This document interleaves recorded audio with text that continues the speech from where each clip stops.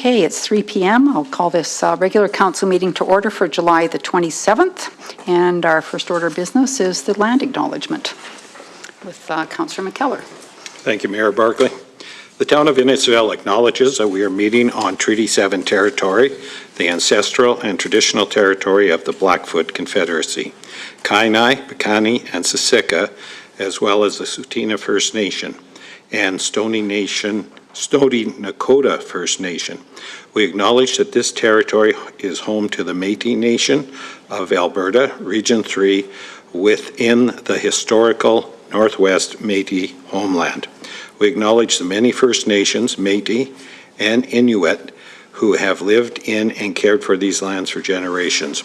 We are grateful for the traditional knowledge keepers and elders who are still with us today and those who have gone before us. We make this acknowledgement as an act of reconciliation and gratitude to those whose territory we reside on. Okay, thank you, Councillor McKellar.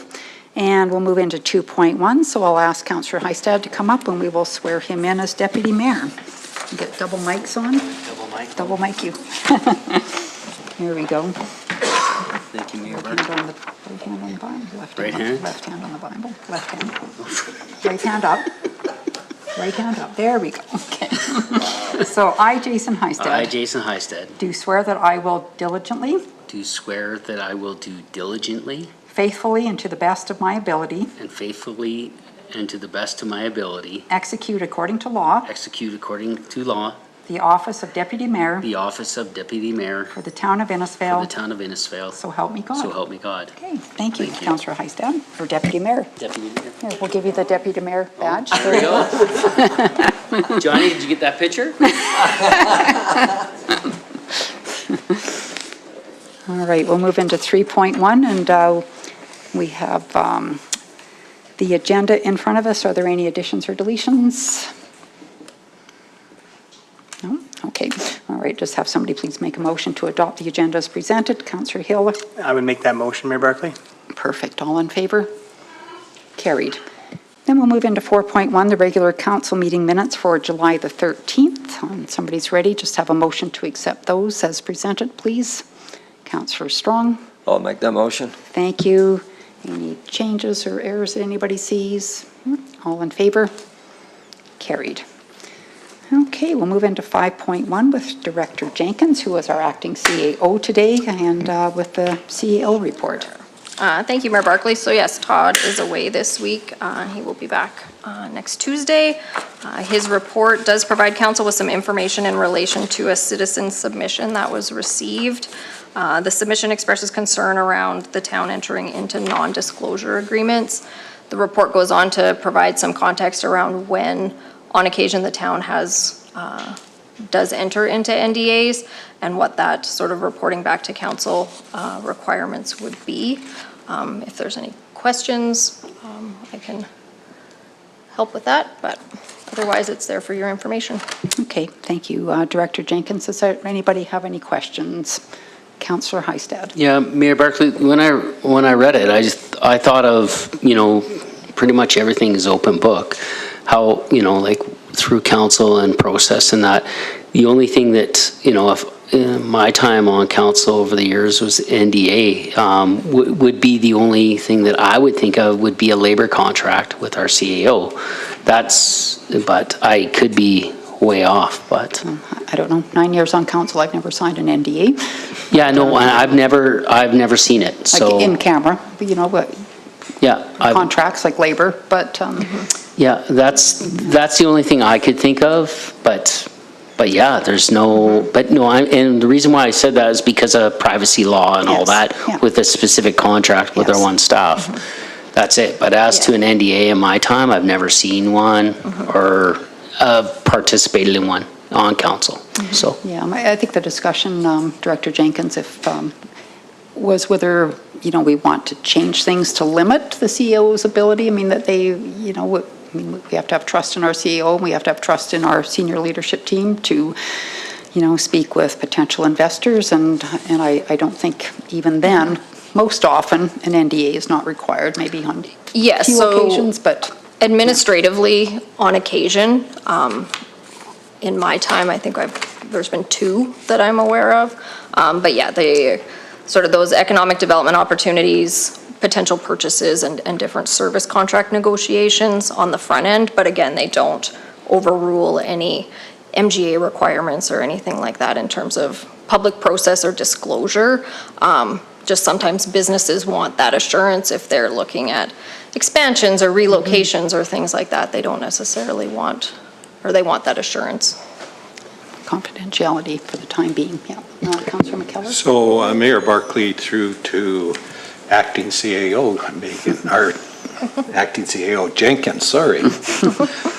Just a comment on this with the NDA. It was pretty clear, and from what I've read, it's been pretty clear. So is the letter going out to the citizen in regards to this matter, or will one be going out? We can, if council feels that that's a suitable follow-up. Would you like the letter to go out, Councillor McKellar? Well, I think as part of when I look at our responsibilities as councillors and being engaged with the community, I would support a letter going out. So I'd make a motion that we send the citizen a letter outlining what's in this document related to NDA, so they have that information. Yeah, no, Not that they agreed. can't access it, but so that they have it. So I move that we move with the letter. Okay, thank you for the motion. Councillor Wing? Just one comment in support of Councillor McKellar's motion. I think it's worth noting in that letter also that administration does not have the legal ability to make binding decisions on behalf of council and on behalf of the town. So an NDA can be signed by the CAO or administration to inform some of the decisions that are made, but they certainly don't have the ability to tie us to anything. So I would like to see that outlined in the letter as well, please. Okay. Duly noted. Councillor Strong, your light's on? Oh, okay. All right. Okay, so we have a motion. All in favor of the motion? All right, carried. And then we also have a motion to approve the CAO report for July 27th. Councillor Heistad. Yeah, I'll make a recommendation that council approves this Chief Administration Officer report dated July 27th, 2026. Okay, thank you. All in favor? Okay, carried. Next, at 5.2, we have a verbal update on projects. I think that's going to be Mr. Hoffman. Thank you very much, Mayor Barkley. Yeah, I'll take a few minutes of council's time, run through mostly the infrastructure related capital projects that we've either started, completed, or will have underway later this year. If at any point anybody's got any questions, just feel free to stop me. We'll start microsurfacing 52nd Avenue was completed late June. West Can seal coating came in on time, on budget. Everything was great, so that project is 100% complete. 48th Avenue Phase 1, which is the first of, we're hoping, a 3 or 4 year phase to complete 48th Avenue infrastructure from the Bluebird, which would be the south end, up to 46th Street. UG Excavating currently is 95% complete. They've got some odds and ends, some cleanup, and just a few deficiency items that we've got to have them tackle.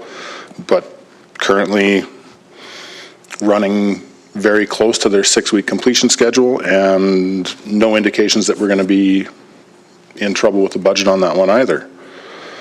The Sunterra lift station, Urban Dirt Works has ordered all the prefabricated parts, which includes the wet well, the pumps, and the electronics.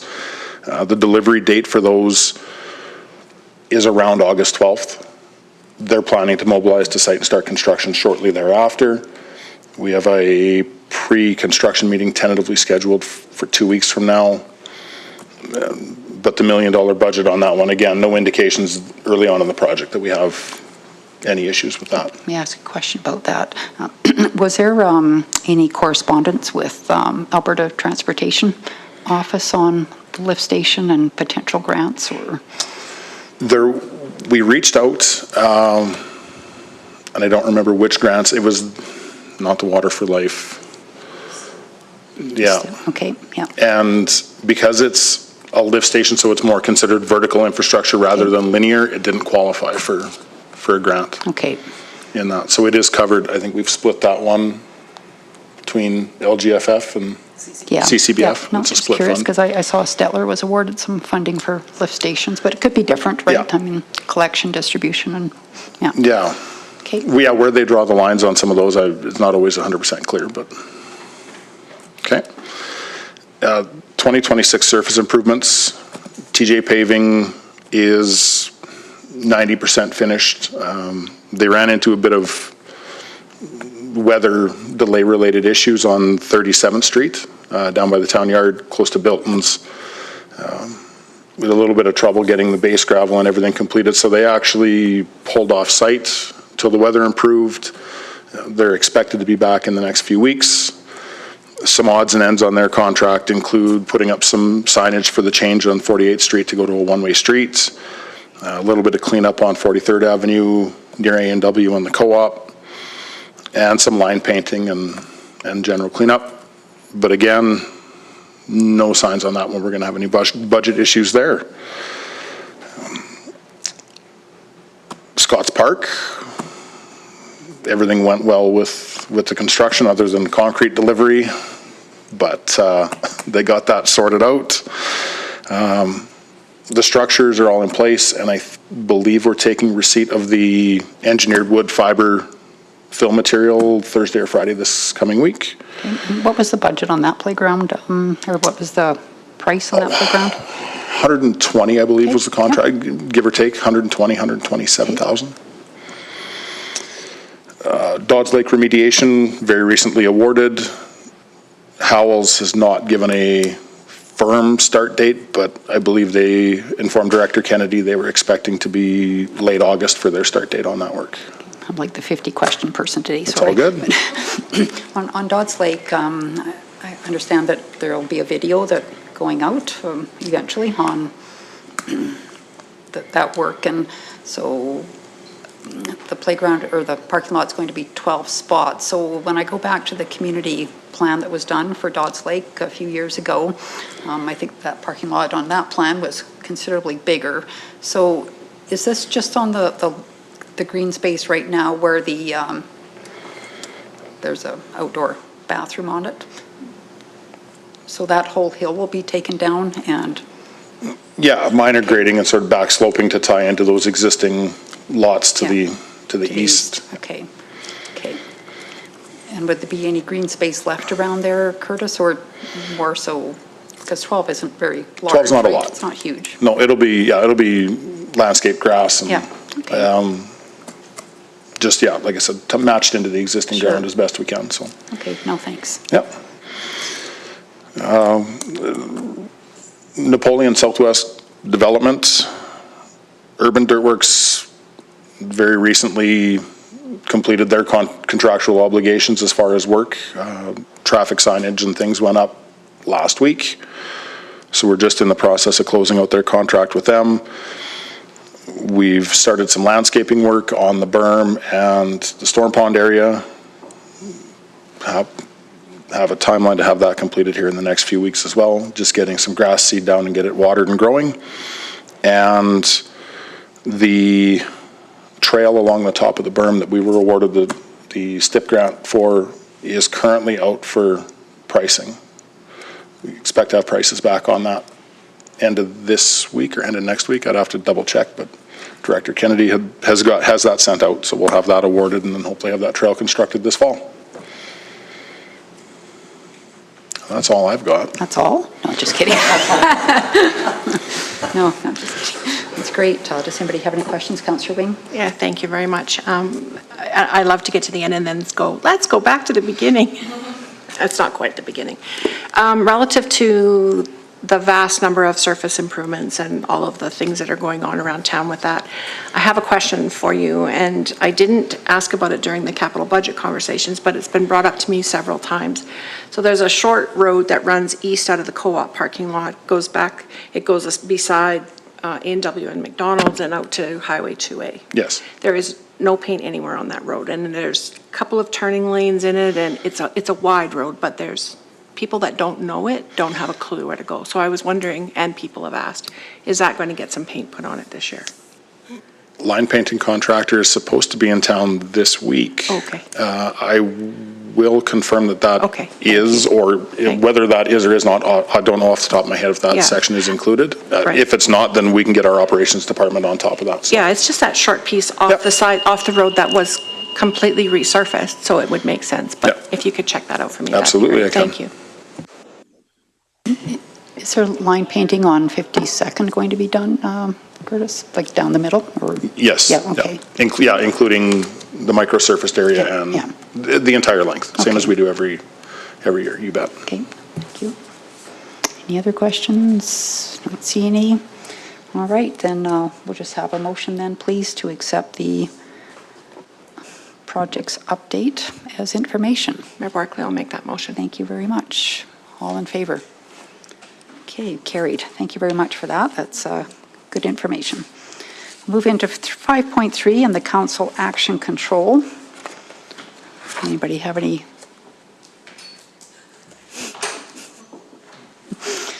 Anybody have any questions about that? Don't see any. If not, we'll just have a motion, please, to accept council action control as information. Councillor Russell? Mayor Berkeley, I'll make that motion. Perfect, thank you. All in favor? Carried. All right, and we'll move on to 6.1 with Director Leith. I'll just ask Fire Chief Jamie Hendrick to come up as well. I'm going to share this report with Jamie, seeing as it's his area of responsibility for certainly the fire side. I'll give him some time to go. Just the background to the report provides you with a comparison of calls of service for both the fire department and municipal enforcement between January 1st and June 30th, 2026, and a comparison to the same period in 2025. The fire department call types include alarms, fires, public hazards, EMS response, motor vehicle collisions, rescues, public service, hazardous material incidents and investigations. Municipal enforcement call types include traffic enforcement, animal control, and bylaw infractions. I'll take the municipal enforcement activity. Obviously, it's a summary of a variety of community concerns on enforcement matters for the first 6 months of this year. And also the recording of moving traffic stops, which we've included in this report. That data wasn't available to us until this year, so we've got no comparisons for last year. Not unsurprisingly, if you look at the stats there, the parking increase for 2026 is directly associated with the volume of snow that we received early in the year, so that has boosted that up. And again, animal control is something that seems to be continually on the rise. The traffic and traffic bylaws, so although we have a traffic bylaw, we generally, for moving traffic violations, utilise the Traffic Safety Act. So that sort of isn't really reflective of the volume of traffic stops that's currently taking place within the community. And as you can see, you know, it's fairly significant, just under 600 traffic stops within the first 6 months of the year. I'll take any questions at this point for the municipal enforcement piece, and then I'll hand over to Jamie if that works, Council. Okay, well, I'll ask you about 52nd, because we had an email today, as you know, that has been forwarded to you. So just wondering, Director Leith, what your thoughts are about that stretch of road going south out of Innisfail. Yeah, Your Worship, yeah, at times we do receive complaints regarding speeding on that road. It's relatively wide. It's a long, straight stretch of road. Not a great number of crosswalks that have a lot of use either. Our normal process for these things is we'll create some data, is that we'll use those speed signs that we have, the digital speed signs, on a passive mode. So it doesn't look like it's working, but it's creating true speed data. And then we can use them on the active mode in those areas as well, which generally creates changes in driving style. So people are then alerted that they're speeding, and then they will turn around and reduce. And finally, we have the opportunity to do joint force operations. So within RCMP or just with protective services, where we'll do radar or active patrol increases. So as a result of that, we did put that complaint into Q Alert, and those steps will be followed, so including the joint force operations. Okay, thank you, yeah. I don't think you know, I know comment might be, well, we don't get a lot of complaints, but I'm not sure, you know, people necessarily file a complaint. And I've had certainly people reach out to me about that stretch of road. Somebody I know, their home backs that stretch of road and is constantly upset about the speed and stuff. So anyway, I'll leave it with you and trust you were on it. So thank you.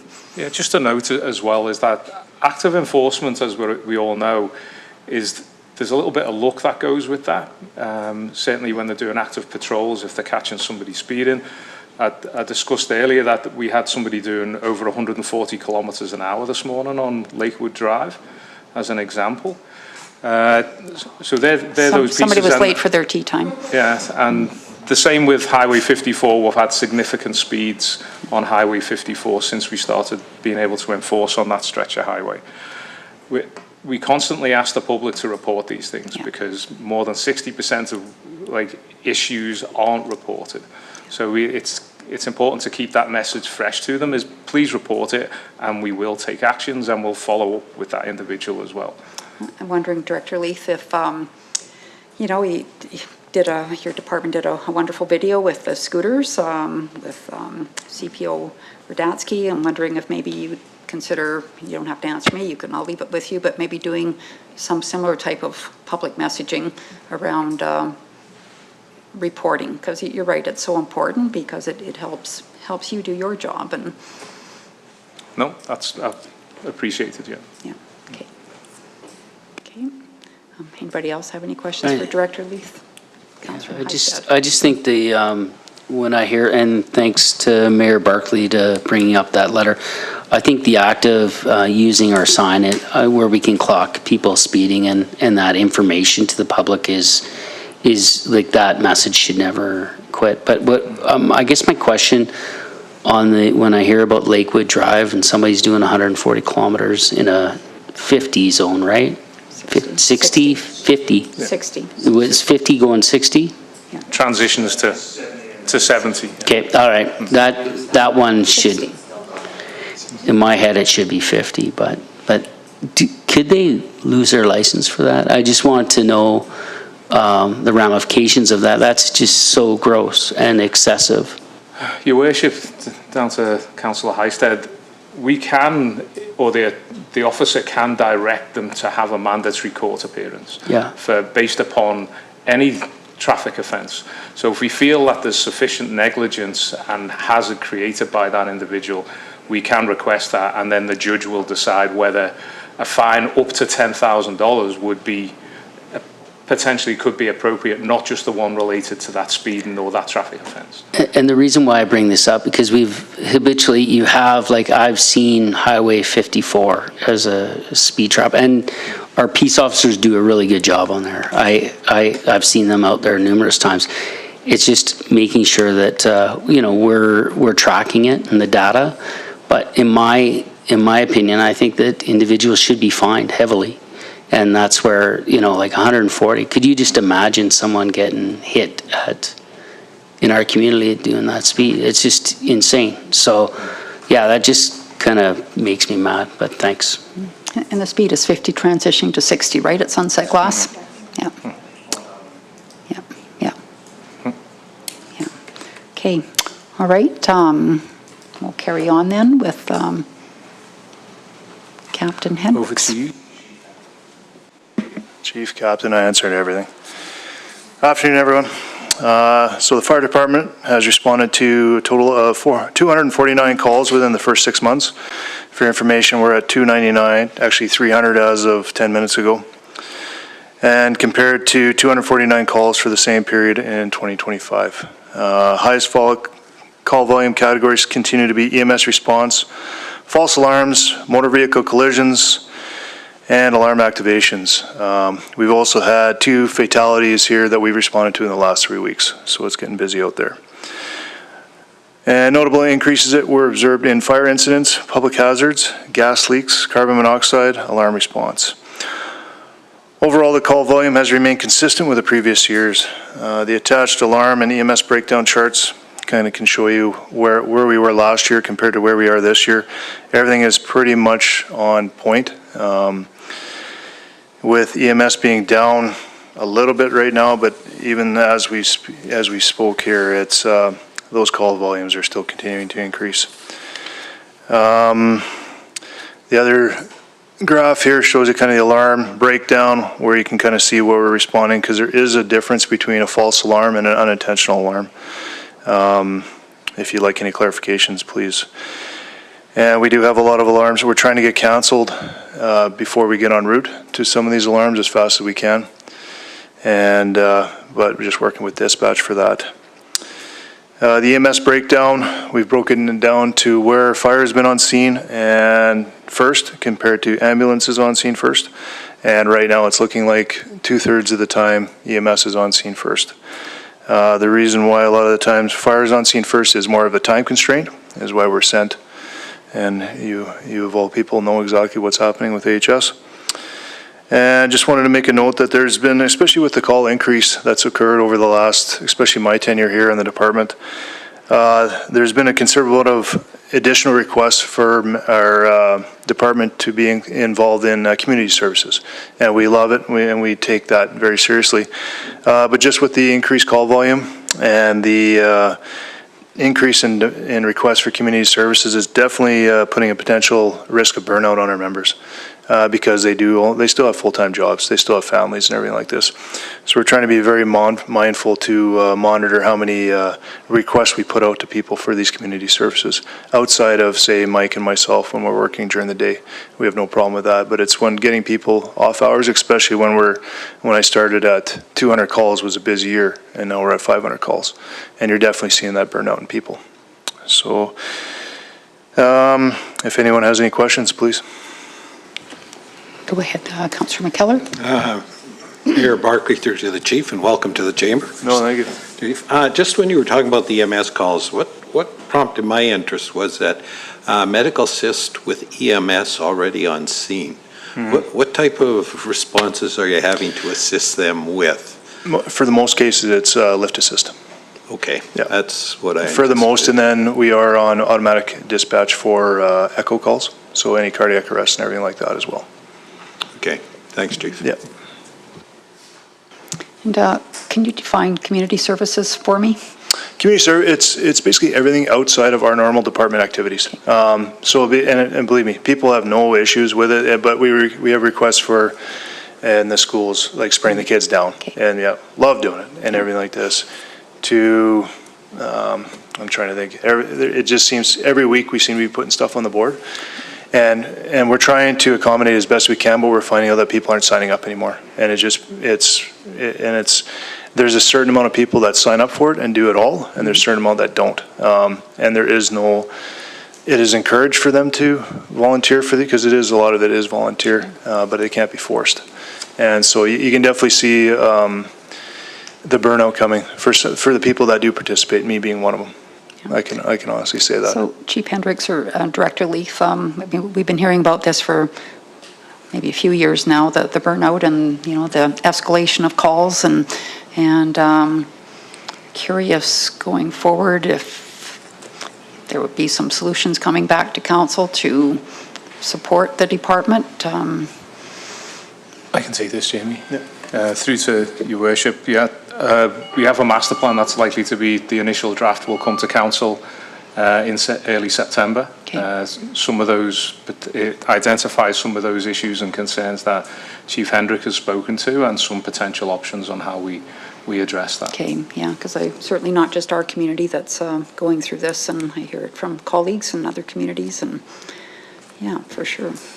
And I can address something too. We're actively trying to limit, like, especially with alarm calls, anything that we cannot send, like kind of get it stood down as fast as we can. We're actually trying to make measures so we're actually getting on our own accord, getting less calls. Okay. So. Thank you. Anybody else have any questions? Councillor Strong? I know a lot of towns with the alarm calls, and it's quite a number you're getting, if like a two-factor, where a lot of towns looking for video verification before they will dispatch. Would something like that help? There's different avenues. A lot of different departments do some different things. There's many different ways to look at it. Some departments don't send anyone on an alarm call, and they will call. My experience where I've seen is that where people, especially when they get high IQ calls, when the fires and the car accidents, everything come in like this, what these alarm calls give our people is reps, putting on their gear, getting in the trucks, getting the gear out, going through the radio communications, everything like this. So that's why I'm a huge advocate for them responding to these alarms, because it builds that muscle memory. So when the proverbial crap hits the fan, that they're ready for it and that muscle memory is there. But it's, again, we're trying, especially some of the issues are with the alarm companies as well, TELUS being a habitual one, and trying to find out systems through maybe the Alberta Fire Chiefs Association, everything like this, see if we can address some of these alarm issues, but it's an ongoing thing, and it's a challenge we'll continually have. Okay, any other questions? Mayor Barclay? Yes. Yeah, through to Fire Chief Hendricks. So just going back to the alarms, so people pay TELUS or whoever to have an alarm. Do the alarm companies pay you to respond when the alarm is enacted? No, they don't. Okay, thank you. All right, well, we'll have a motion then that we accept this report as information, please.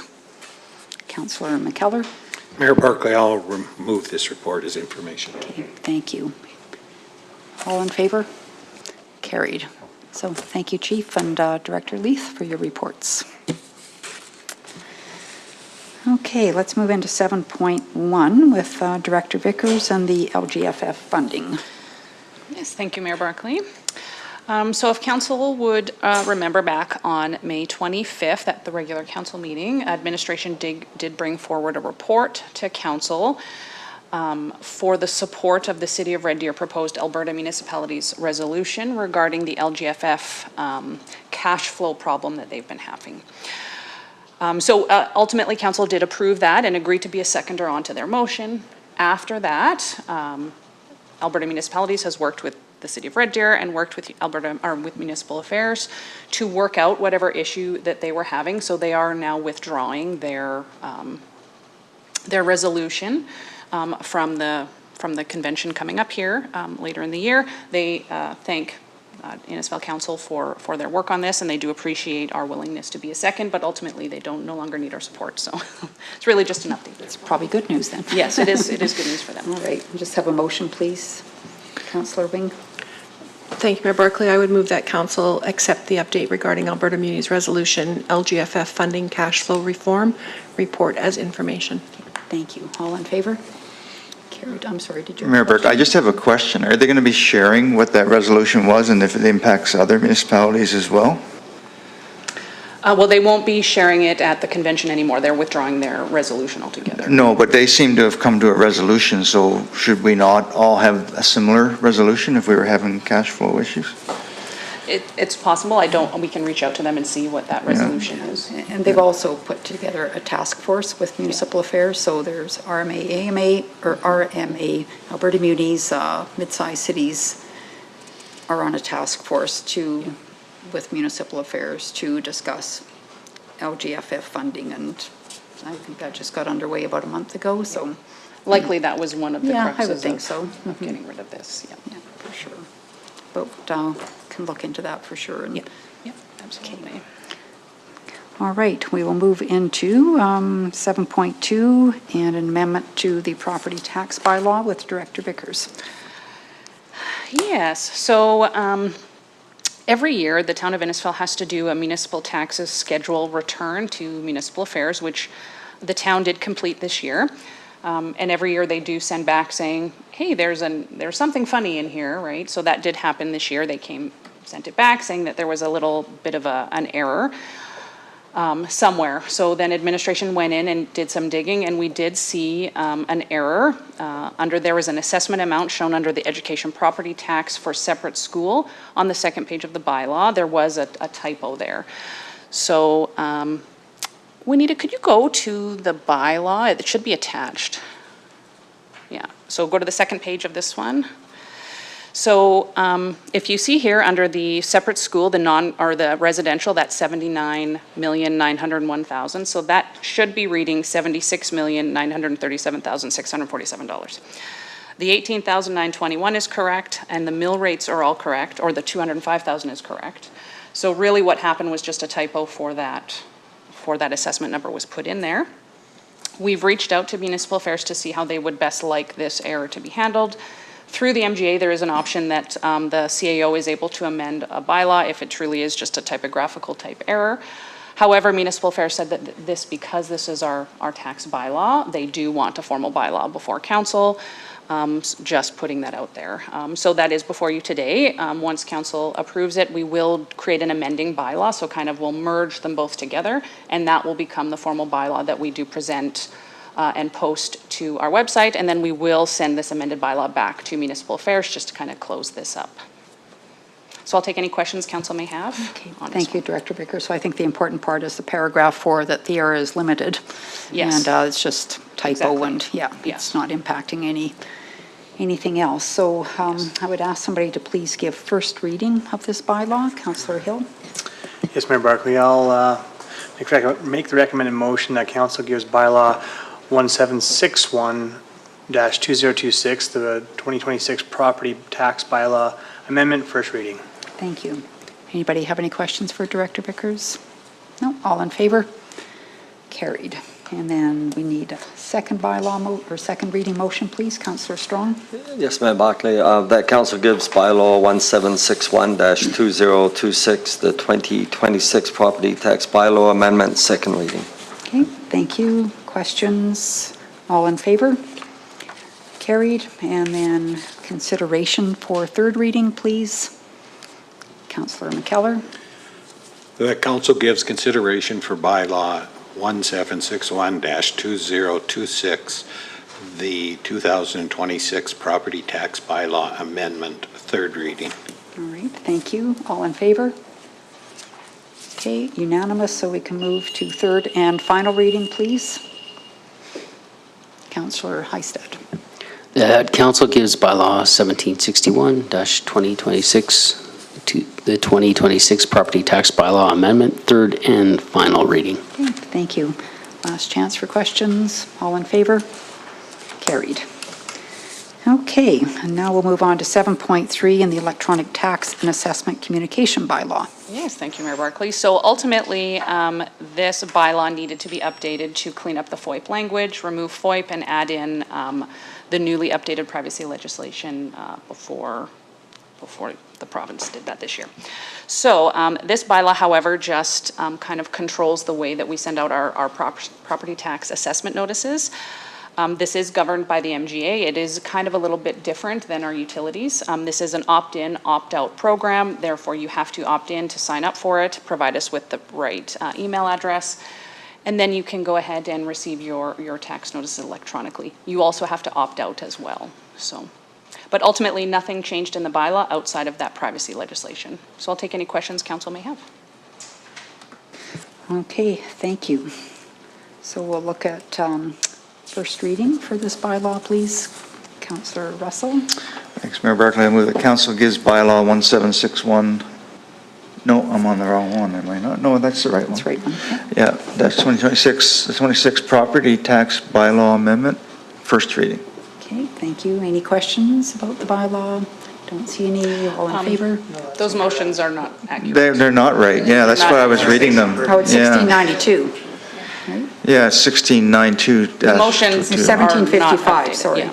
Yeah, 1755-2026. Yes. 1755-20. Yeah, that's why I thought I was reading the last So the one again, last and I one. was, but, okay. No, that's, So we're going to give bylaw 1755-2026, electronic tax and assessment communication bylaw, first reading. Okay, correct. I apologize. It's okay. Okay, any questions? All in favor? Carried. And we'll have second reading, please. Mayor Barkley, I would move that council give bylaw 1755-2026, the 2026 property tax bylaw, the electronic tax and assessment communication bylaw, second reading. Thank you. All in favor? Carried. And then consideration for third reading, Councillor Hill. I'll make the motion that council gives consideration to bylaw 1755-2026, electronic tax and assessment communication bylaw, third reading. Thank you. All in favor? Okay, unanimous, so we can go to third and final reading. Just have somebody please make the final motion. Councillor Strong. Mayor Barclay, that Council gives Bylaw 1755-2026 Electronic Tax and Assessment Communication Bylaw third and final reading. Okay, any questions? No, all in favor? Okay, carried. So we'll move into 7.4 with Director Vickers and the public participation policy. Thank you, Mayor Barclay.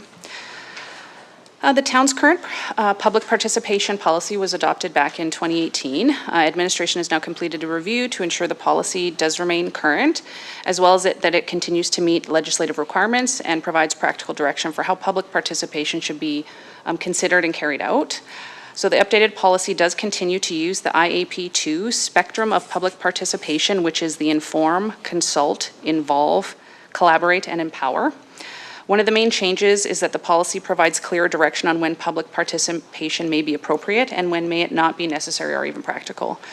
So public participation may be appropriate for matters such as significant changes to municipal services, any major policies, community-wide initiatives, major capital projects, or issues with something substantial to public interest. However, the policy does recognize that not every municipal decision requires public participation. It may be not appropriate for routine or operational matters. Any kinds of urgent decisions may not be able to have public participation. Confidential matters or situations where the public can't reasonably influence the outcome. So the level of participation selected will be proportionate to the matter being considered and to the degree to which the public can actually influence the decision. And where it comes to there's a more substantial participation activity, administration will prepare a public participation plan, kind of very similar to our communications plan that we have now, outlining the matters such as who are the affected stakeholders, the selected participation level, the methods, timelines, communications, as well as reporting requirements. The policy also provides clear direction on reporting back to council following a participation process, including the major themes received, how the input was considered and the decision that was made, and any next steps. So following approval of this updated policy, administration will complete a broader review of the town's current public participation practices, including procedures, planning tools, as well as our council report template already currently being used. And this will help confirm that public participation is being considered at the appropriate stage and at the level and method selected are suitable for the matter, and that the approach is documented and clearly identified to council. Administration is also going to undertake reviewing available training opportunities and identify any additional guidance or resources that would help staff apply the policy with greater consistency. And where appropriate, existing templates and internal tools will be updated to provide clear direction and support a common approach across departments.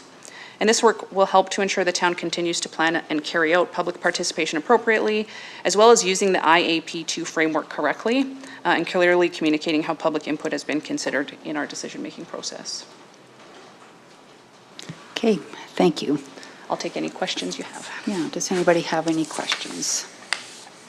Councillor McKellar. Mayor Barclay, through to Director Vickers. I don't have a question, but I would like to thank you for including that IAP2 in there.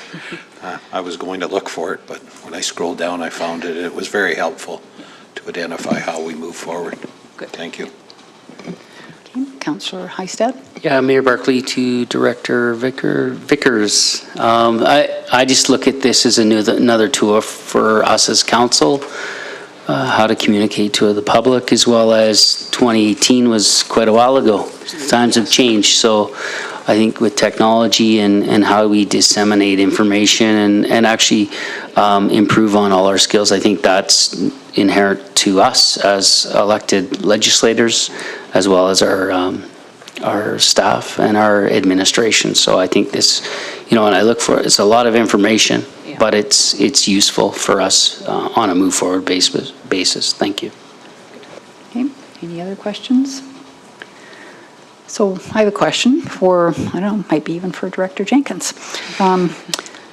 So we have permitted uses, we have non-permitted uses, and we have discretionary. So we have a permitted use. Like, I guess how much public participation would there be in something that's permitted And there's always, confidentiality at the beginning of discussions with potential investors and. So again, the public notification and participation for sort of development and permits would fall through the land use bylaw and the parameters that are provided there. We would be looking to this policy more for if it was major capital projects initiated by the town. Okay. Within the land use bylaw, the development officer, MPC, always has the opportunity or the option to notify or to have those additional requirements, but they're generally going to be dealt with through the land use bylaw specifically. Just curious. Thank you. Yeah, Mayor Barkley, so any decision that was prior made by council, like the land use bylaw being approved, would not go out, anything inside that would not go out for public participation. However, if we were to renegotiate the land use bylaw and determine what were permitted uses, that decision could go out for public participation. Yeah. But once council makes a decision, the policy dictates that we do not have to take that back out for public participation anymore. Yeah, I just don't know that there's, I wouldn't have known before I got on council, like the difference between permitted and all this. And, I bring Deep Sky up as an example, right? Permitted, fit the industrial park, but we saw a lot of pushback, and then we did public consultation, or Deep Sky did, and where does that all fit? Because it is permitted. Yeah. And, so anyway, just in hindsight, it's always interesting. Yeah. Okay, so we'll have a motion then, please, to approve the public participation policy, if somebody so wishes. Councillor Heistad? I'll make the recommended motion. The council approve public participation policy 2026-010 as presented. Okay, thank you. Are there any further questions about the policy? Okay, all in favor? Okay, carried. All right, 7.5, the GST audit. Yes. So the town of Innisfil was chosen for a GST audit this year. I will say that we have not been chosen for a GST audit since I've started, so we likely were due for some kind of audit through the CRA. What kind of happened is that we got a phone call in about February when we submitted our GST return for the last quarter of 2025. It was extremely large, a large return, because we had very large invoices specifically related to the pool. So we got a call basically, is this correct? We're worried. This is a bit more than what we would expect from you guys. So we did some checking and we're like, yes, this is accurate. And she's like, okay, well, I'm not going to tell you this is going to trigger a GST audit, but it might. And then about 2 months later, we did get that call that we were up for a GST audit. So that happened. So starting on April 16th, we were advised that we were chosen for the period of 24 to 25, so for two years. They did request a lot of data. We had to get our external IT provider to basically do a copy of our entire finance system that we did have to provide to their technical team with the CRA, along with our financial statements, a bunch of our working papers and a bunch of stuff. In May, they did come in and were here for a number of days. They did a few site visits. They actually had to go to some of our locations to physically see some of the equipment. They had to go to the pool to see that we were actually doing some of this renovation. So it did take up some significant time from our staff as well as some of the other staff out there. And then on July 15th, we did get notification that our GST audit had been completed, and they were providing us with their proposal, is kind of what they call it. So they did identify 3 items that were not being GST collected or anything on there. 2 of them were quite menial, and we're cleaning those up. One being, we have an agreement with the South Red Deer Regional Wastewater System to provide some services to them, as well as our Anthony Hendy Campground license agreement. So both of those do have to have GST kind of included in them. But the one big one that we did not anticipate was the Recreation and Culture Agreement with Red Deer County. So that agreement that they provide to us now will have to have GST treatment on it going forward. They did kind of go back and review this with their whoever at the CRA, and ultimately what it was decided was the fees for this service is in lieu of a Red Deer County resident coming to us and paying for their own service. So had they paid for a rental at $50 through our agreement, but they might have paid $70 if we had no culture agreement, so they're losing out on that $20 of GST. Therefore, that turns our whole Red Deer County agreement into something that needs to be charged GST. So for 2026 and 2027, while we have an active agreement with Red Deer County, we will be treating it as GST included, which will reduce around $23,000 of income for us this year and next year, and then we will have to include this in our negotiation when we redo that that contract. We will let Red Deer County know, because they also get to claim GST on these fees. This will be a credit for them because they're actually paying GST to us that they can credit back onto their GST account as well. They did identify a couple other matters that they felt were not an issue. The first one, ensuring all taxable zero-related exempt supplies are fully reported. So this would be something that we received our tax revenue. We now have to identify that as revenue, even though it's not GST-able. So that's something that we'll fix up. Tax input credits, we identify all tax input credits, just a matter of where we're putting them on our refund. And then we actually weren't charging GST on the drop-in fees at the pool specifically for children, and we were told that we do have to start charging GST for all those, so that has been changed as well. Due to the pool being closed, they did not include that. The actual fees were about $1,000 in drop-in fees that it would have been for. So we're going through and kind of updating kind of all of those things right now, updating our GST procedures, all of our account coding and our review process. One thing we are going to do is we are going to take this audit and provide it to our auditors. I do want to make sure, because they're talking about prior years, that the treatment is being corrected, and I don't want it to be, well, it's a prior year change. So we're going to send it to them. And if they have any comments, we'll be bringing back at a future report with whatever they update. But the financial impacts are just over $50,000 that we do have to pay. We do have, I believe, until, I think, August 17th or something, or 14th, to make this payment to them. So we did want to bring it before council today to make sure that council was aware that we were going to be making this payment prior to us actually making this payment. So you can see on there, those are the cost for each one. So you can see that the big one is that the Rec and Culture Agreement, and the other two items there for $50,073.90 is kind of the total things.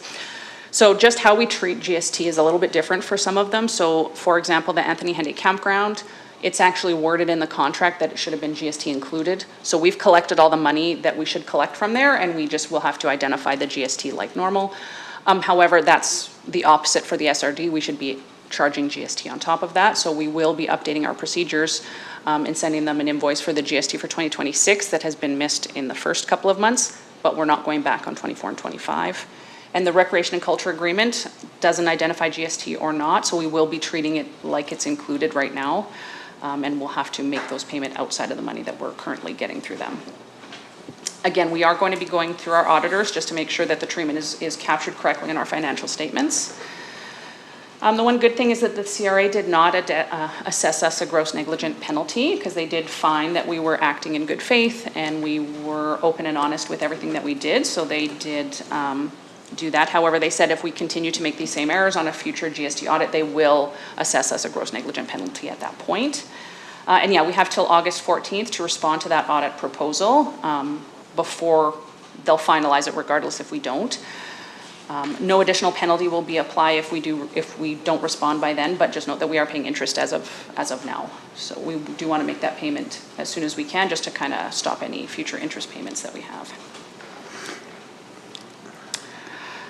So I'll take any questions that council may have regarding this. So Director Vickers, are you contacting Red Deer County to let them know and ask them if that agreement can be amended? It may just not be our agreement. Yes, we will reach out to them and see what they say, yeah, how it is going forward, because they should be updating their treatment on all their agreements. Because likely everyone probably they haven't gone through one of these audits to know or maybe others are charging GST and we just didn't maybe. Yeah, typically we've treated it like a grant, which Yes. is not GST applicable, but. And is there any avenue to, like, have you talked to, like, maybe you haven't talked to the auditors yet, but like speaking to them about appealing that decision? Because it seems like it's more of a grant, but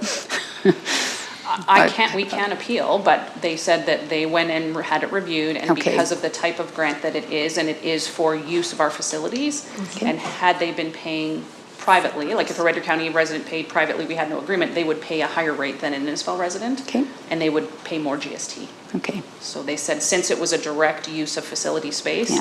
it should be GST. So the toonie swim becomes a 2D 10-cent swim, okay.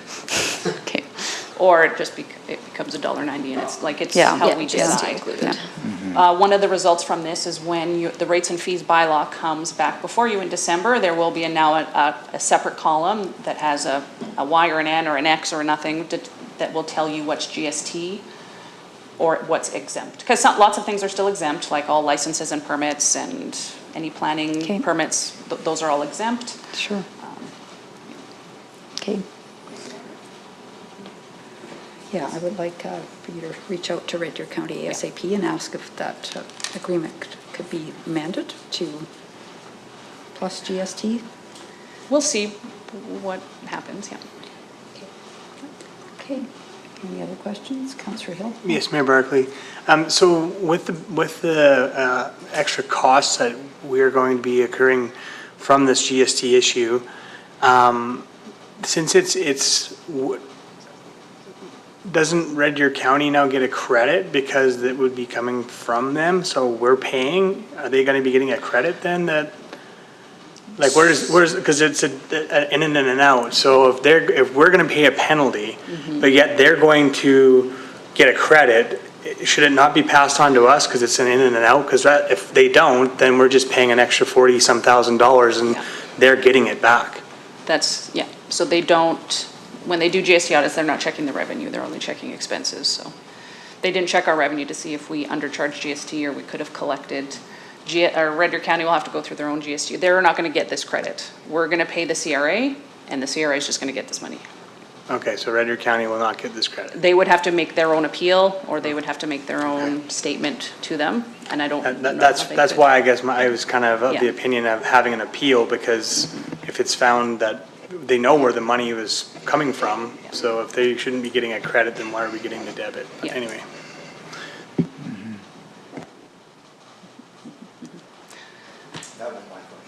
Okay. Yeah. Would you like us to appeal? I would only ask if you felt it necessary to speak with BDO and see what their thoughts are. I don't have the expertise to say whether to appeal or not. Okay. I can reach out to them and get their advice and see what it is. We are on a timeline. And I right? guess I'm even wondering, Director Vickers, on the revenue side, if that should go through BDO too, to have them do a review and make sure that we're getting the revenue we should be as well, like the... They do a GST review every year for the basis of what they feel GST should be charged on, but they've never caught the agreement Well, either. exactly. So, yeah. Yeah, So, yeah. okay, I'll reach out to them and see what they say. Sure, yeah, for sure. Okay. Just have somebody make the motion then, please. Councillor Wing. Thanks, Mayor Barkley. I would move that council accept this report as information. Okay, thank you. All in favor? Okay, carried. And then we'll go into 7.6 and the public budget participation. Okay. So back in June, council started discussing public participation options for 2027 budget.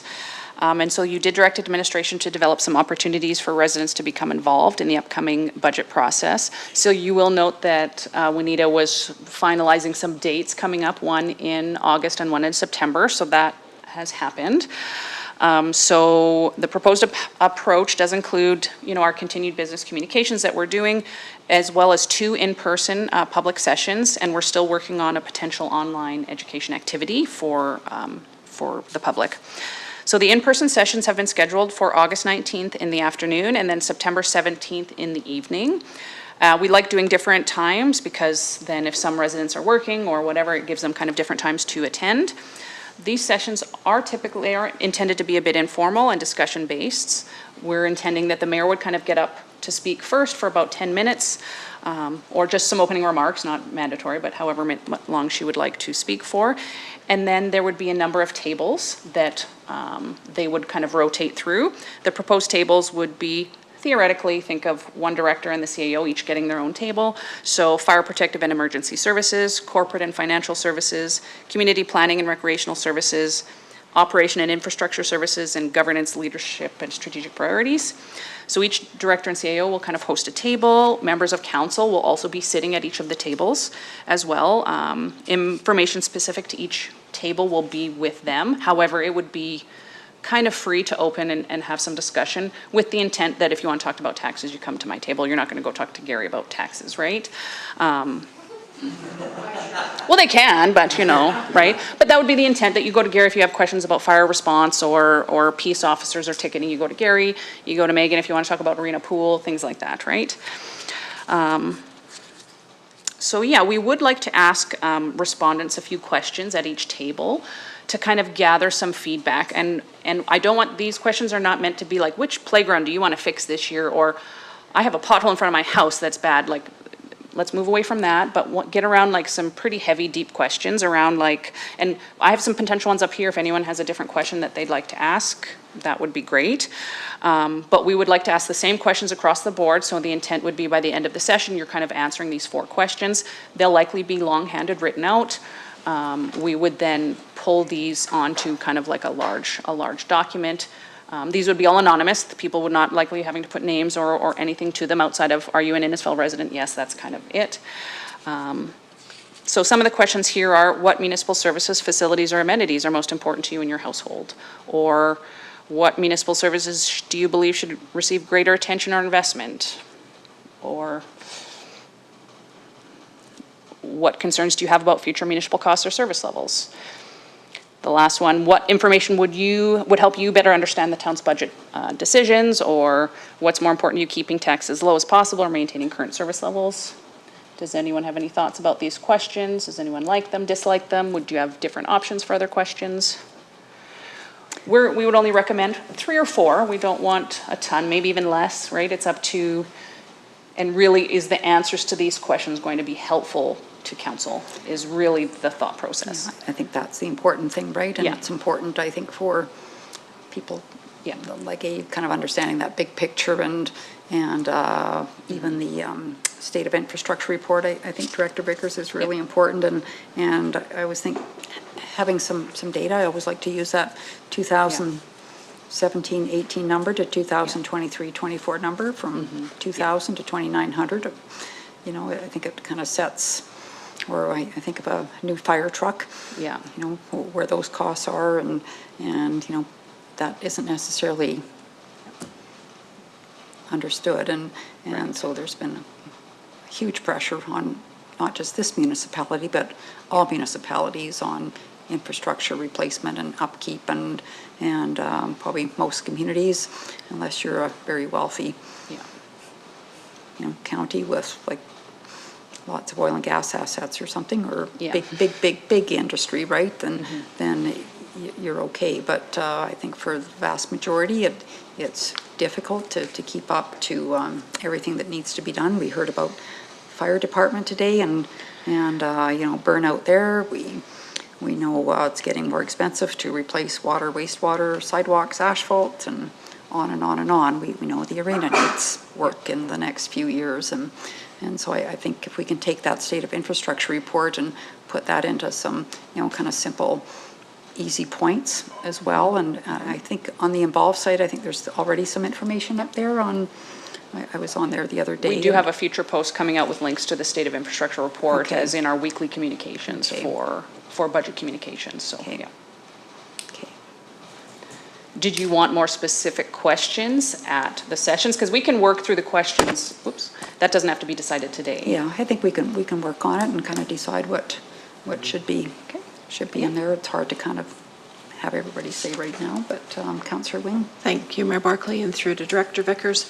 I'm good with any of these potential questions. I don't want to get to the point where at the end we say, well, people told us they don't want their taxes to go up, but they don't want our services to be cut, and that's the end of it, right?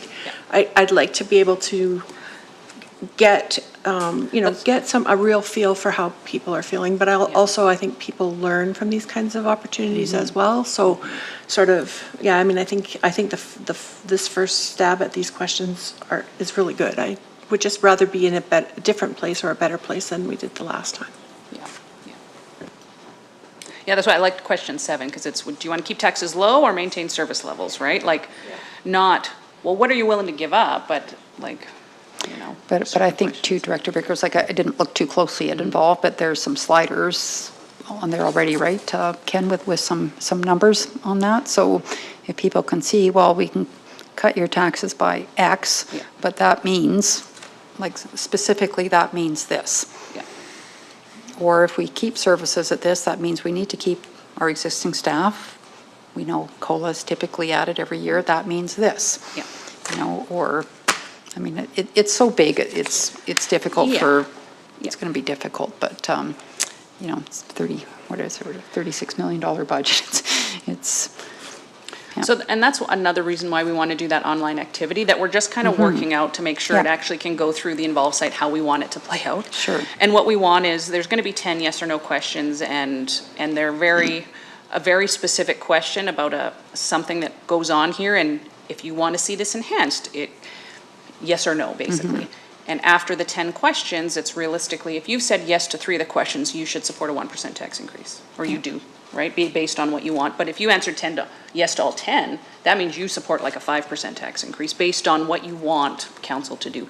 And really, we're not collecting this information. We're really just doing it as a frame of you residents saying like, well, I want these things. Okay, you need to pay for it, right? So you could redo it again, being like, okay, if I don't want a 3% tax increase, I can go back and, well, maybe art's not that great, so I'm going to get rid of that. Or there was one question about, well, we do a great job with snow, but how do you feel about ice, right? Like, should we focus more on ice? And if you say yes, well, now that could have a financial impact, whether we buy more salt and sand, or we do something like that, right? So we are working through this kind of activity. Once we can make sure that it kind of tells people that we're not collecting this information, it's really just an educational tool. And once it's up, it'll be up forever. It'll be ready before that. We'll know yes or no before the first public engagement session, though. And all while we're doing this, budget communications will continue throughout the process. We have kind of built up kind of a weekly communication schedule that we're kind of finalizing right now that gives communications kind of a guideline about what posts. And this goes all the way from now up into kind of the last week in December about budget's been passed, how this is changing for you, what's going on, right? There's posts going on like that. And then following those 2 public sessions, regardless of what the questions are, we will be collecting the feedback and compiled. We will compile them to identify common themes, priorities, and concerns. If there is a really large number of people attending these sessions that we're collecting a lot of feedback, we likely may use some AI-assisted tools to help summarize some of these, the written responses, depending on how many we get, right? If we get half a dozen, it might be easy, but if we're getting 20 for each session or 30 for each session, that might be a lot, that we may need some kind of assistance. Administration will obviously review and validate the results before any summary is provided to council.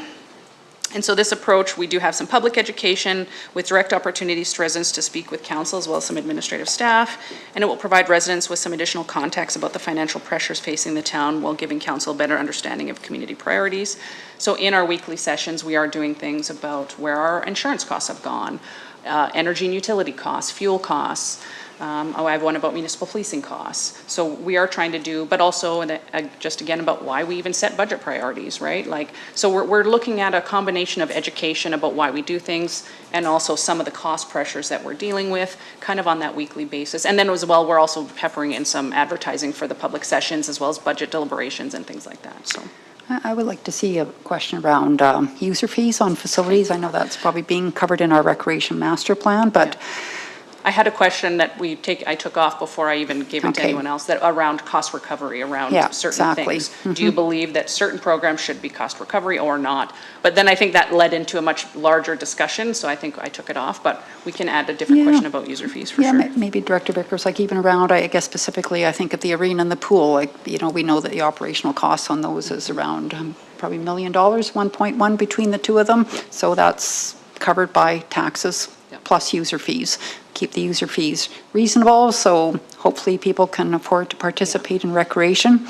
But, you know, our cost recovery is, what, maybe 40%, 50%? So how do you balance that out? Because well, I guess everything we do, we're not a business. We're in the business of delivering services. And, you know, we don't make money cutting anybody's grass or cutting the parks and keeping the trails nice, or we have to recover that through taxes. Yeah. So, yeah. Okay, well, we'll work on some questions. I am off here coming up for the next 2 Okay. weeks, so I'll have to work with Juanita to get Todd got kind of time. on that side, Yeah. yeah. For sure. No, thank you for your work on this. And Yeah. So the sessions are booked, and likely we'll do a bit of, we'll make sure all the advertising is going on that. Ken's already, after today, once council kind of formally approved those dates and in theory, we'll get on advertising for those right away. So we have, because we'll have, what, 3-ish weeks now to get it advertised for the first session, so. Yeah. Sure, great. No, thank you for that. It's great. So I'll just have somebody please make the motion. Councillor McKellar. Mayor Barclay, I'll move the motion. Okay. Thank you. Any last questions? No? All in favor? Okay, carried. Your section's done, Director Vickers. That was a lot.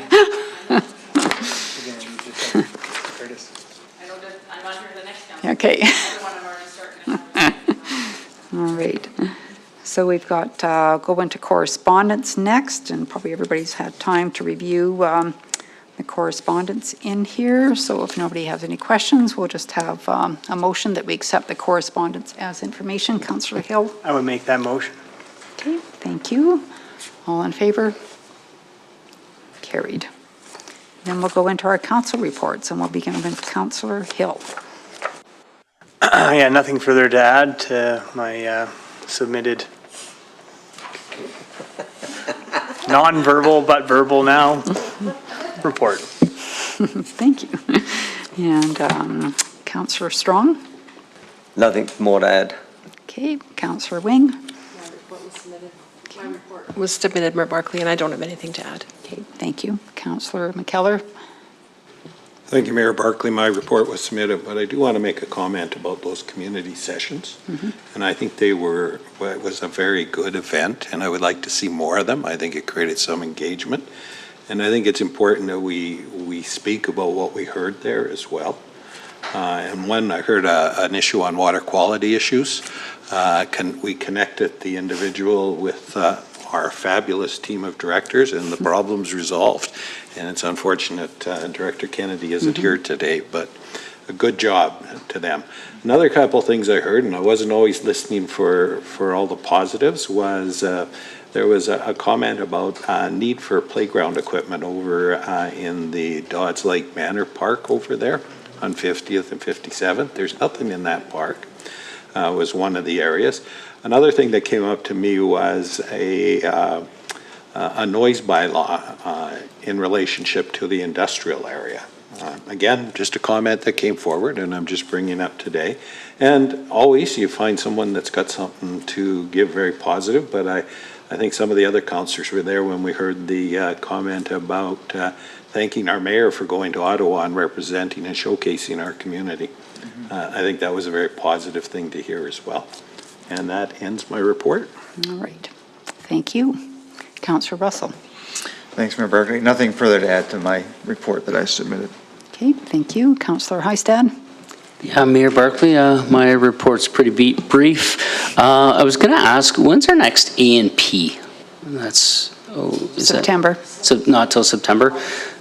And the only thing, there is one, okay. and the only reason why I'm bringing this up is August 17th. Sorry. August 17th. So when we meet on A&P, what I'd like to discuss is the Synapse Center or what's going on in Olds. And the reason why I'm saying that is I think there's opportunities there for us to learn about what's going on with data centers in the province. And I think that's where I want to leave it today, because it's come up a couple times in an overview in letters, but I would just like to add that to the agenda item for And what would you like to know A&P. exactly? Because administration would need to prepare a report. I think, just what the future is going to be, like anything that I read, right? It's the unknown, right? But I think there's an opportunity for councils for councils to learn more about data centers, period.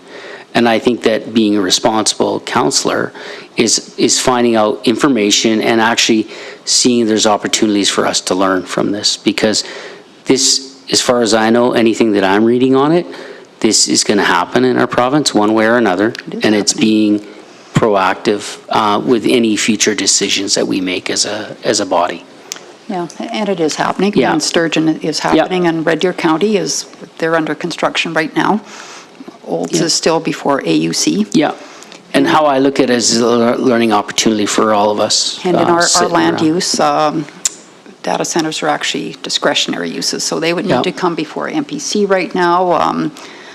I would personally like to see that change to where it came before council, but I'm not sure about kind of take it out of the MPC's hands, but that's a whole discussion for another day. And I understand that there are 60 potential data centers for Alberta right now. So I don't expect administration to have all the answers right then. I think it's more of that AMP is an opportunity for a discussion and a check-in with all of us. Thanks.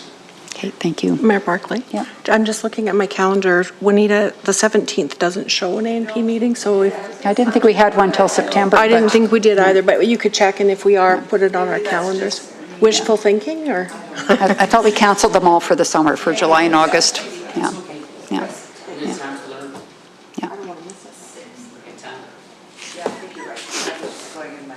Okay. Okay. So, thanks everybody for your comments. I'm going to bring something up.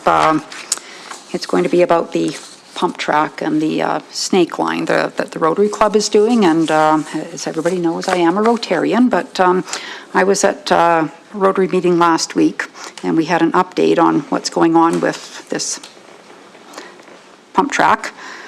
So far, Rotary has $498,000 in letters of commitment, funds in the bank, and they've also they can use the Innisfail land that's been donated or would be donated for the pump track, and the annual maintenance, which is $10,500. So it comes to $498,000. They're applying for a grant that has to go in by the end of July to the Active Communities Initiative. So that would be a matching grant.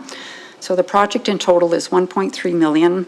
So they need to have just under 650. I can't remember the exact number. They also have funding requests, grant requests into 8 other organizations, but some of those requests would not be decisioned until fall, some aren't decisioned till December.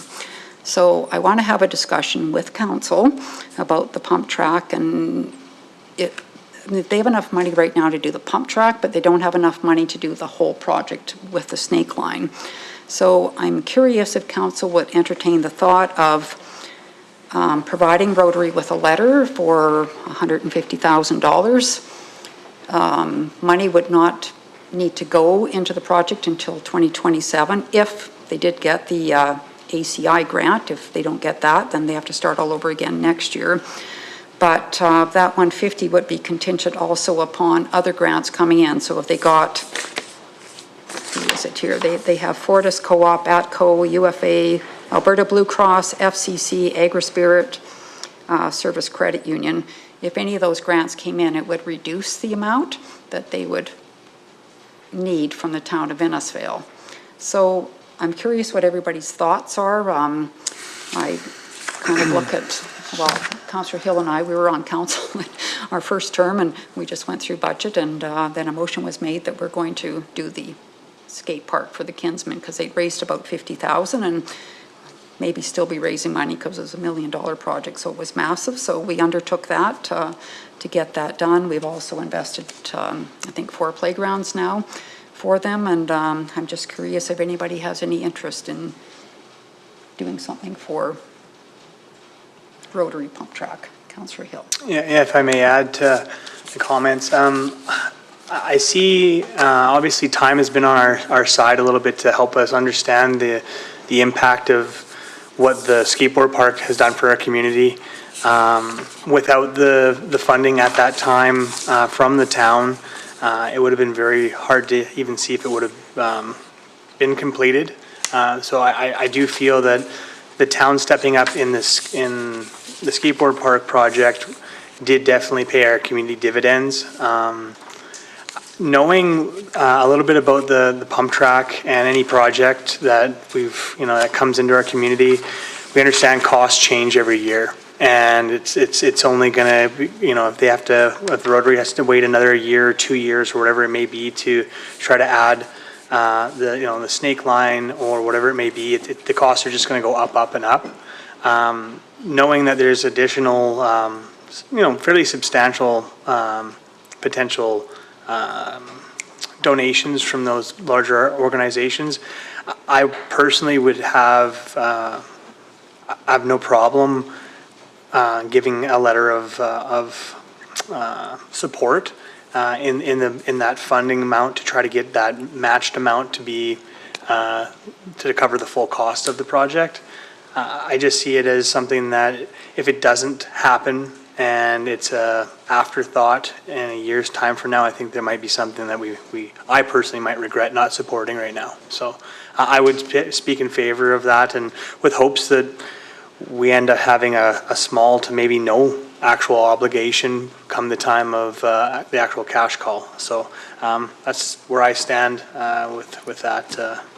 There's actually, just so you know, there's $250,000 in grants that have been applied for, but decisions won't be until summer, August, September, December, etc. So they might get some of it, they might get none of it. I think they have about $170,000 or $175,000 in funds themselves, plus the golf tournament, which would be another $16,000 or so. Yes, so essentially bridging a gap and potentially not even having to, worst case scenario, if none of it comes in, is that something that I could live with that kind of a support for an amenity in our community? Yes, and if we don't have to, if they get extra funds and it, makes it less of an expense for us, then even better, so.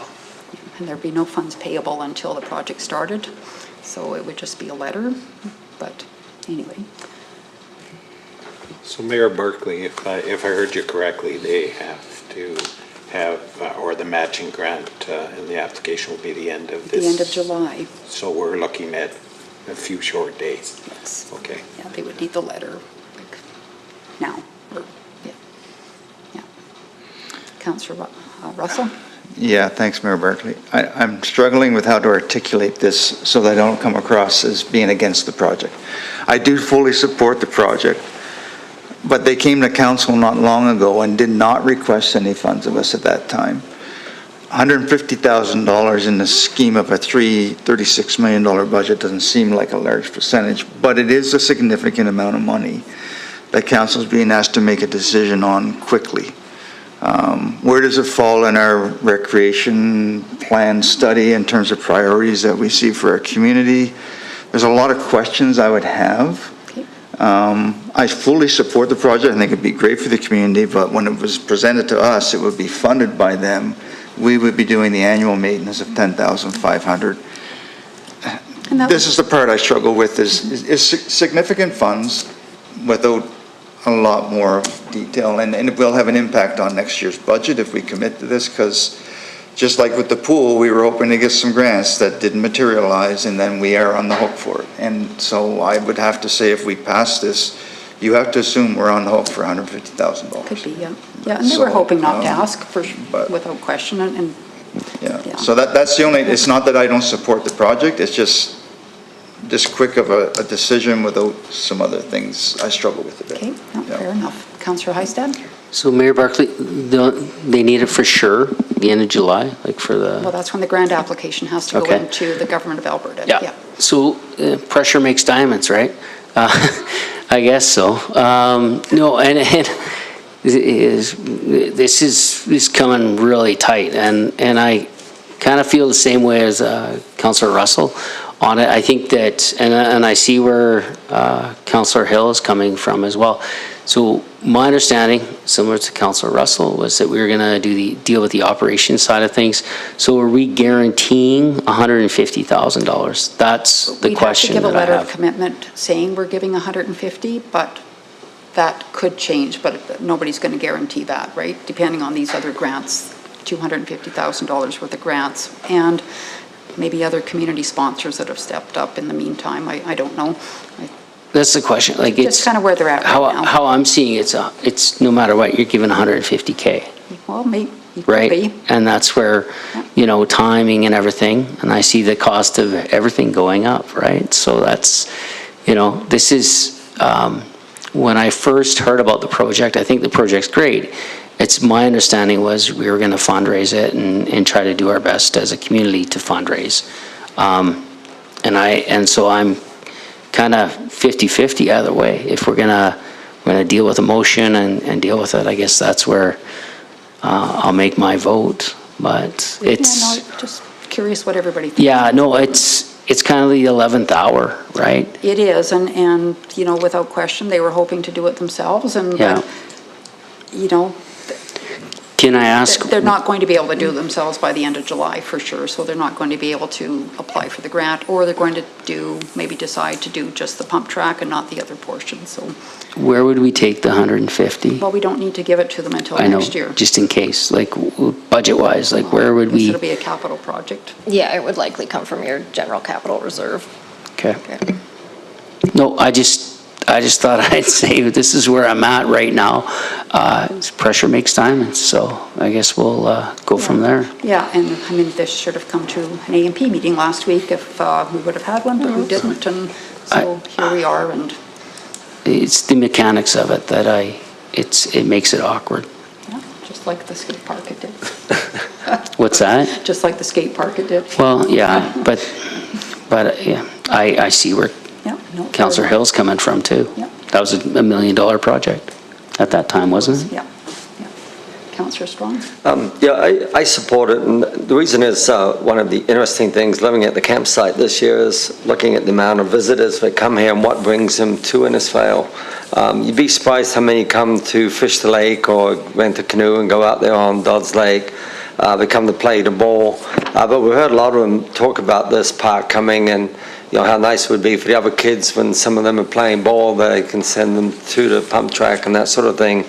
I just see it being a good thing, and the campsite hasn't been as busy as it should have been or could have been in other years, and I think more attractions make Innisfail a little bit different. And I was here even before being on council when the Rotary first come, and they did say, as the mayor had said, that they hope to get it all, but I just think, as Councillor Hill said, that they don't do it this year, it may never get done. I think for 150,000, as you had said, Councillor Russell, small error on our budget, so I'm in full support of the letter.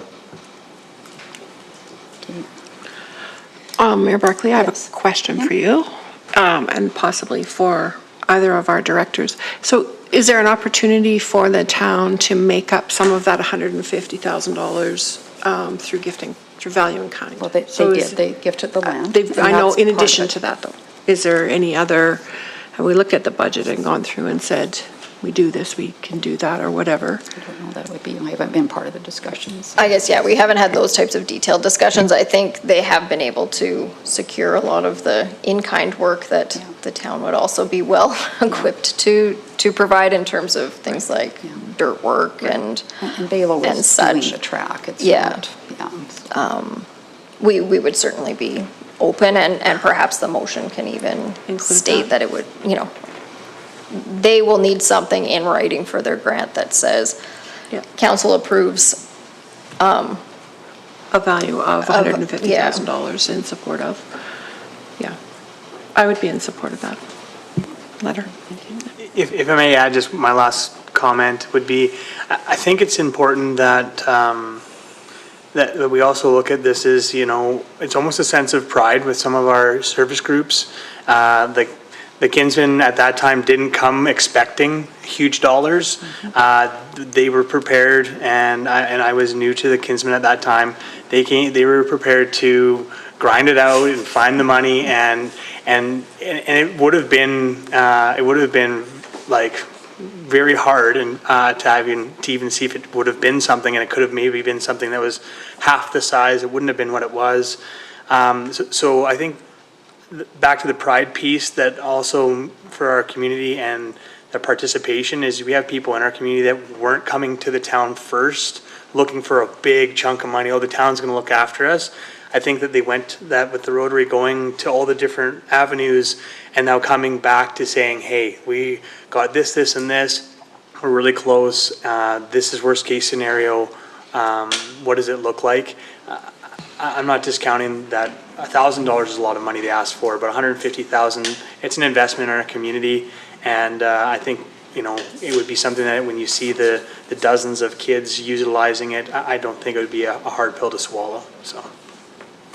Yeah, and the Kinsmen and the Kinets have each committed $10,000 each.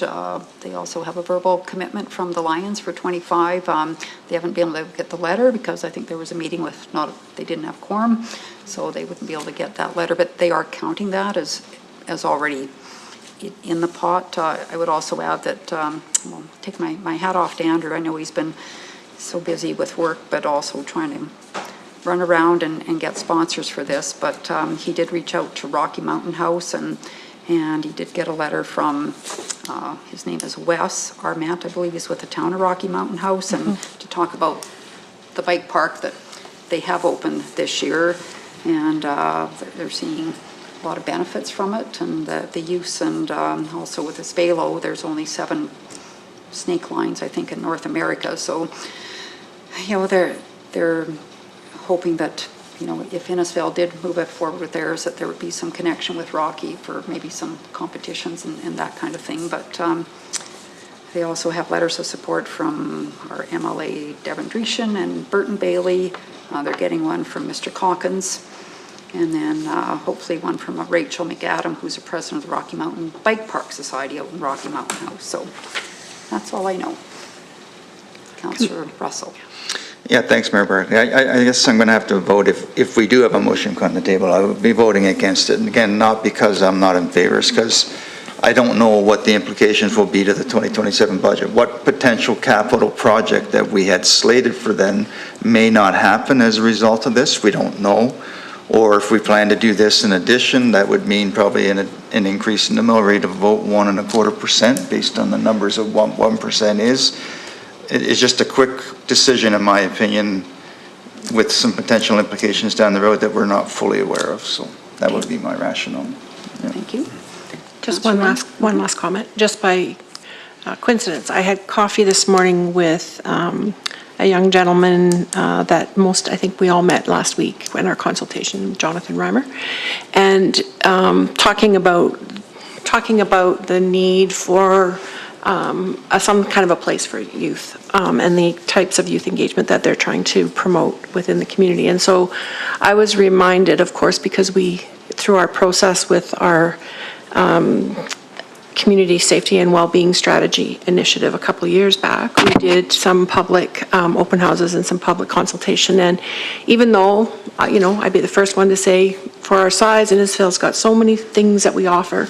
And Jonathan actually said, there are so many programs in Innisfail already, but we said, there are still things that are needed for the kids that don't have the ability or the interest or the support to register in the minor hockey and the minor whatever. So, I mean, I guess sometimes I believe in karma, and I believe that things line up for a reason. So, again, it's like this feels like it's a sudden decision because of because of the timing. But in fact, we've been talking about this for 2 years.